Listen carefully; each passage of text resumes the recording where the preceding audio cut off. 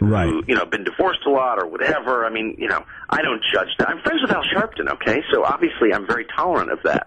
My point is that Keith Olbermann treats the people who work for him so badly that it's legend at MSNBC, in NBC, in the whole NBC world. It's legend in television. Everybody knows it, and I don't respect that. I think if people work for you and devote their lives to helping you become rich and successful, you should be kind to them back. Or fire them and get someone else. But, I mean, don't be cruel to people. And he is cruel to people who work for him. Spice, and that's not just a guess. I worked there for 4 years, so I know that. Maybe that's why I get along. Maybe that's why I like him. So you know who else is like that? Is Don Imus is exactly like that. But now you're putting me in there with Don Imus?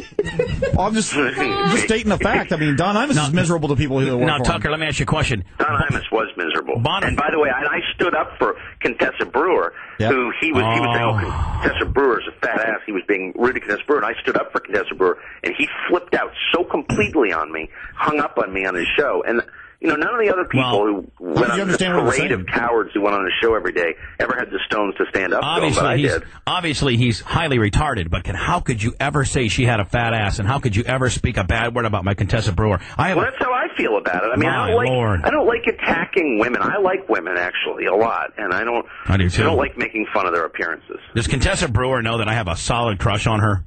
I've told her that a number of times, and you don't believe me. I told you this, and you were like, "That's not true," but it is true. She was flattered. She's like, "Oh, really?" And I was like, "Yes." He's a huge fan. Oh, I watch her every. Beautiful. Oh my God, I'm so smitten over her. It's pathetic. It's almost distracting to the show at times. Let me ask you a question. Bona fidely, IQ test. Who would score better between you and Keith Olbermann? I mean, look, Keith Olbermann is smart. Yeah. No, you know what I'm saying what Keith Olbermann is? Keith Olbermann is a brilliant TV figure. Keith Olbermann can read teleprompter, can perform on television better than I'll ever be able to. SportsCenter was never better. Keith Olbermann is genuinely good at that. SportsCenter was the best. Keith Olbermann is also one of the world's experts on baseball. He knows everything about baseball. He's got the world's largest baseball collection. He's a consultant to Topps Baseball Card Company. Keith Olbermann is an impressive guy in some ways. He sounds okay in my book so far. He's talented. He is not that smart. Boy, way to bring it. He's like the smartest person his viewers have ever heard, which tells you something about his viewers. Obviously he's not stupid. He's pretty smart, but he's not. I mean, come on. In the world I live in, he's like, I know, but here's the deal. Now, here's what you're missing. Keith Olbermann, though, he represents the average man out there. The average guy like me that's like, bordering around 95 or 100 on the IQ deal. That's my boy right there, Brent. But Tuck is right. But if Tuck were to be more of himself, and people actually, that when Tuck comes on this show and he's able to be himself, people realize that he's cool and he chews the nicotine and he drinks the beer and he doesn't mind down in a quart of Old English 800.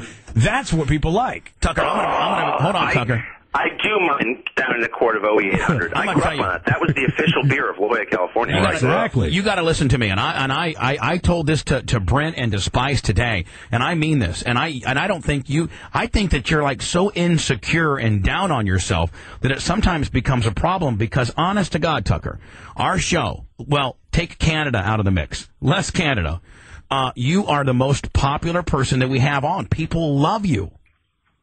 Well, thank you. Well, that's because the Army has good taste. Well, I mean, it also is because you bring it. That's when you are able to act like yourself. So the next time that you go on the air or you have your own show, you just need to be more yourself, more cynical, more man. See, you come across on TV as kind of a nerd, whereas you fly fish, you know how to heliarc weld. I mean, there's things you got to. I mean, there's things that Brent. Did you ever know that he knew how to weld and how to heliarc? I had no idea. No, and here's the beauty of it, Tuck. Now that you're on Fox, before you start making those first appearances, here's the perfect time where you can actually change your look up a little bit, change your vibe. Yeah. And when you come on there and say, hey, look, I'm able to be a little bit more of me now that I'm Fox. And what you do is you put Fox over. Yeah. Put Fox over for allowing you to be blame your competition for not allowing. They're like, they wanted to prop me up and make me wear this bow tie and be this political pundit. You know what? I'm a man's man, first of all, and I can be that on Fox. And you know what? I can, act like The Rock a little bit and talk about how good you are and say, hey, listen, I can have a political conversation with the likes of anybody. I've interviewed Bill Clinton and yada yada yada.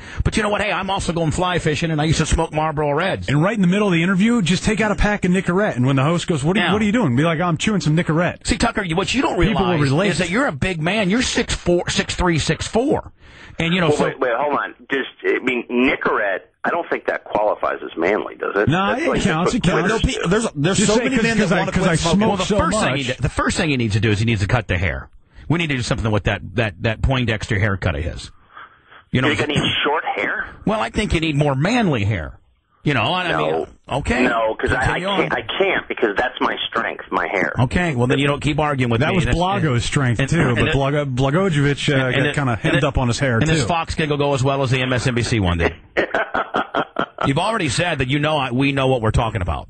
You guys do, but here's also the difference. Like, the outlet matters a lot, and you guys know this since you've been in so many markets over so many years. If you're the non-liberal, and I am not a liberal, on MSNBC, that's a problem. Like, the viewers of MSNBC are tuning in to see people spout the Democratic line. See, that's and where I didn't fit in. That's where that's where you're missing. Because I would hope that you would have a little bit of think we know a little something about getting ratings. Okay, that's what we live and die by as well. People know whether they like what's on that television or not. Brent's by all means a liberal, and he checks out Fox, he checks out MSNBC, he checks out NBC, he checks out CNN. Yep. He has his favorites. So Fox has pigeonholed itself as a very, very conservative. MSNBC has pigeonholed itself as a very liberal. But people know whether they like that program and what the host is talking about or not. People just don't. Now, some do, the older people, but the people that flip around and know their favorite channels, they don't label it like that. They either know whether you're good or you're not. That's the problem with television. They overthink it. Like, for instance, Chris Matthews, I think, is an idiot. Is horrible on the air, and I think O'Reilly is very good on the air, although I disagree with a lot of what O'Reilly has to say substance-wise. But if you talk about him just as a broadcaster, he's fantastic. I'll tell you this right now. Chris Matthews gets horrible ratings. I can see why. But hear me out. See his ratings? We talked about this earlier today, and that is I don't necessarily like O'Reilly. I'm not ultra-conservative. I think I'm somewhat, but I love Glenn Beck TV. I've never seen Glenn Beck. Well, you know what? You should watch his show. You need. Trust me, I am going to. You need to hook up with who's producing his show because he gets it. You know what? And he may not even be necessarily talking about what he believes in, but he puts on a great product. He delivers the message, and he's very talented. Let me put it this way: on this Monday, the 18th, Glenn Beck and Chris Matthews air at the same hour, 5 p.m. Glenn Beck got a 521,000 in the demo. Chris got a 103.